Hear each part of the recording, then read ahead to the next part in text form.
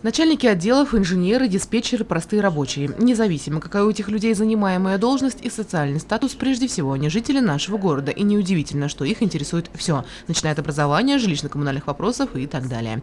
О социально-экономической ситуации в городе рассказал руководитель группы, начальник информационно-аналитического отдела администрации Расуль Байгильдин. Он также подробно остановился на посланиях президентов России и республики.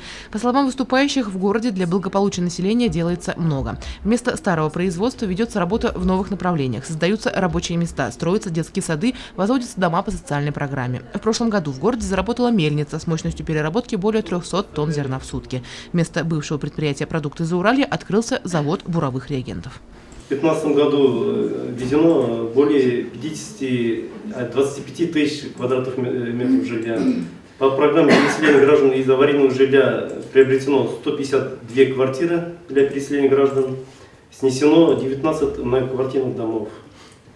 Введен также в эксплуатацию 21-квартирный социальный дом, в котором 12 квартир предоставлены детям-сиротам.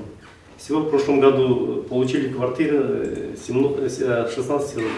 На встрече с газовиками приняли участие представители отдела образования, территориальной избирательной комиссии, Центра занятости населения, городского совета, жилищно-коммунального хозяйства, правоохранительных органов. Если коммунальщикам пришлось отвечать на вопросы уличного освещения, очистки городских улиц, то специалистам отдела образования адресовались вопросы, касающиеся законности денежных сборов в дошкольных учреждениях. Представитель территориальной избирательной комиссии напомнил присутствующим о предстоящих выборах в Государственную Думу и городской совет и попросил принять активное участие в политических событиях. В своем выступлении директор Центра занятости населения Руслан Хабиров рассказал про программы, которые могли бы быть полезными для работающих граждан. Наше учреждение реализует одно из направлений программы занятости. Это профподготовка, переподготовка женщин, работающих женщин, которые находятся в отпуске по уходу за ребенком до 3 лет. Если у вас есть люди, работники данной категории, и если ваше руководство вашего учреждения готово улучшить ее условия труда, либо финансовое положение, либо карьерные какие-то дела улучшить, мы готовы переобучить на те специальности, которые в городе имеются и которые необходимы данную женщину.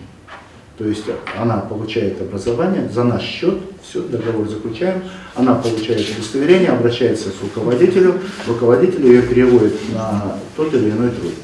Так прошла первая в этом году встреча информационной группы администрации с трудовыми коллективами города. Сегодня представители власти встречаются с жителями поселка Туаляс. На следующей неделе такие же мероприятия пройдут и в других организациях и прилегающих поселках Сибая.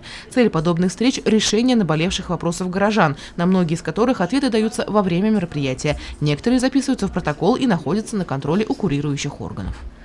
Елена Афанасьева, Мухаммитов, Радмир Сингулов, Любовь Карпова, телекомпания СТВ.